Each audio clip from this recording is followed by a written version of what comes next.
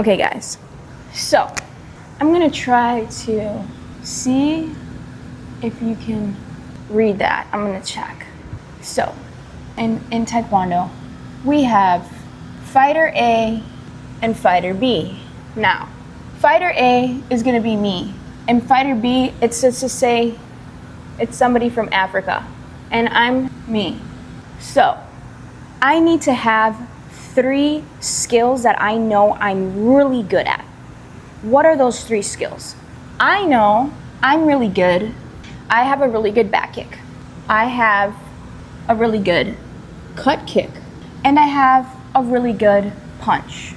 Now, this doesn't matter. Let me repeat that. This doesn't matter. This is what matters. So, let's say that in Taekwondo, we already know what happens in the first seconds of a fight. 95% of Taekwondo fights, we're gonna start off with a direct cut. And it's right leg or left leg. You could be either in open stance or you could be in closed stance, right? So let's say that Africa, sorry, it's sitting a little bit. Let's say that Africa has her right leg in front, my right leg. Let's say that she initiates the fight with her right leg. Let's say that she has a really good right leg. What can I do to that right leg cut kick? We should all know that in Taekwondo, we have a basic blocks, basic defense, which is canceling. This is what you need to know. Cancel leg. This is what you need to do right now with Olympic Taekwondo fighting. You need to get so good at canceling legs that you can cancel the leg of anything that comes at you. You need to fight with heavy weights, you need to fight with smaller weights, you need to fight with taller fighter. This is what you need to achieve to be the best leg canceller that ever exists. So, going back to what we are talking about. I have 3 strengths. My back kick, which is defensive, my cut, which is defensive and attack and offense, and my punch, which is defense and offense as well. I can beat any fighter with these 3 things and with the cancel. Now, how do I do all of this? I need to have the big word right here. Distance. This is the gold of the gold. If you have distance, you can beat anybody. If you have distance, you can do whatever you want to anybody. You can make them jump, you can twist their ankles, and you could just laugh in their face if you have good distance. So, what do you need to do? Cancel leg. What is the other thing that you need to perfect? Distance. Now, how do we do those things? It comes with a lot of training, which we will go into the next module. This is just the logistics part of, this is just the part where we need to sit down and look and understand what is happening in a fight. 95% of fight cut and then is after cut. Kick, watch all these Taekwondo Grand Prix. You're gonna see many athletes. After the cut kick, what? The people that are scoring and that are able to actually do something in a fight and chop it up in a fight are the athletes that do something after. Example, I cut, the person's canceling my leg, right? I cut, after cut, I need to do something. Not all the time, because we need to play around with feeling sensations, seeing type of aggressive, how is this athlete, what is it that they're trying to do to me, right? So in a fight, you're gonna take the first 15 seconds to study the other athlete. We're gonna take those 15 seconds to study the other athlete. Now, I'm gonna say, after you cut and you cancel the leg, what do I do next? And that's exactly why we have our beautiful 3 strengths. Let's say I'm in a fight, the girl, she just came at me with a cut, I moved back, right? Because what do we need? distance. We need to play around with all of these things, the cancel and the distance. Because a lot of you guys are just doing fighting just to do it. You don't even understand the technical of why am I doing it. And this is why I want to make this visual graph so that you could see it. This is for everybody. This is for all ages. This is for all levels. This is for somebody that wants to just learn and see a different perspective of a different Taekwondo athlete. I don't want you to think that I know all the questions or I know everything about Taekwondo, because I don't. But I do want to let you know that I have been in thousands of Taekwondo fights, and I have lost many times and I have won many times, and what I'm talking about here works. So get really good become so good at canceling that nobody can get under your chest guard, nobody can get to your head. This is going to be a different module that we're going to talk about.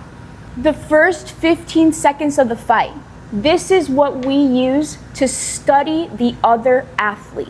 This is what we're going to use to see, what is this person doing? What are they trying to provoke in me? What type of fighter are they? Are they an aggressive fighter? Are they a defensive fighter? Are they a smart fighter? Are they a not so smart fighter? And so we're going to use all of that in the 2-minute rounds, right? And then when we're going to go back to our coach, we're going to sit down in the chair and we're going to breathe 10 seconds. We're not going to have our coach talking and yelling at us. No. We're going to sit in the chair and we're going to communicate with our coach before, and we're going to say, I need 10 seconds to breathe. I need to really intake what happened in the fight, and they're going to give you 10 seconds. And after those 10 seconds, your coach can talk to you and you can listen to what he's saying. And then at the end, you guys can come up with a plan of what's going on, but not this overwhelming stuff. No, with my coach, we worked on that. We did 10 seconds of breathe. I need space. I need to know. I need to relive what I just did in my mind, and I need to sit down, get that 10 seconds in, and then after, I was great. So I'm going to repeat a little bit of what we just went through so that you can really understand what I'm trying to teach here. In the first fight, in the first round of your fight, you're going to be 15 seconds testing the waters of the other athlete to see what's going on. You're going to be aware at the first second that the referee says go, you're aware, you're awake, you are there. You're not anywhere else, you are in the fight. Now, I have my 3 good skills. These 3 skills are what I know that I have. Even if I had 700 other techniques, right? I'm going to go into my fight knowing those are my 3 tools that I can use and I can beat anybody. Now, if I need to adjust and I need to react, of course, I could do my hook in, I could do my hook up, I could do my back kick cut, I could do whatever other things that if I need to react to, we can add on. But we're going in the fight knowing that we have 3 tools that are going to work for us. Cancel leg. This is what you need to get so good at. I'm sorry for repeating myself so much, but it is going to be in the playbook that I'm making.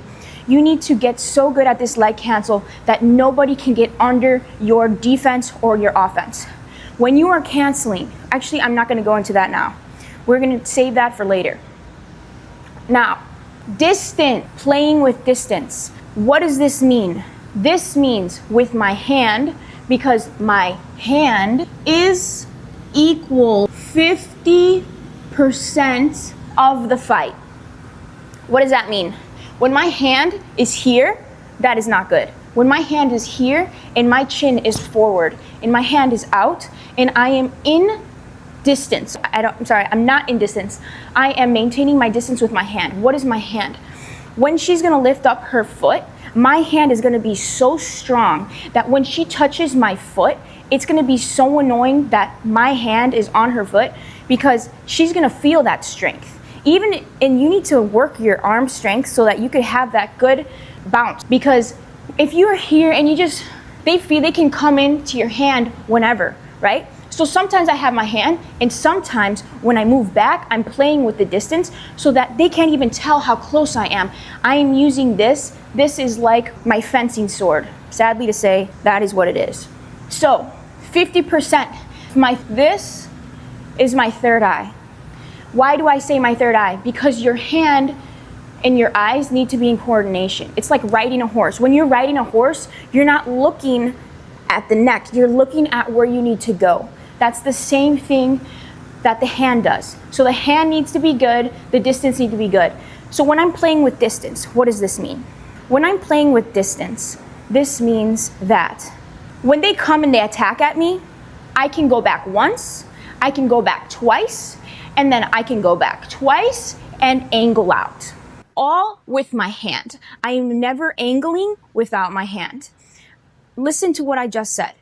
I am never angling without my hand. Why do I say that? If I'm gonna angle, I'm gonna go back and I'm gonna angle, I could get hit.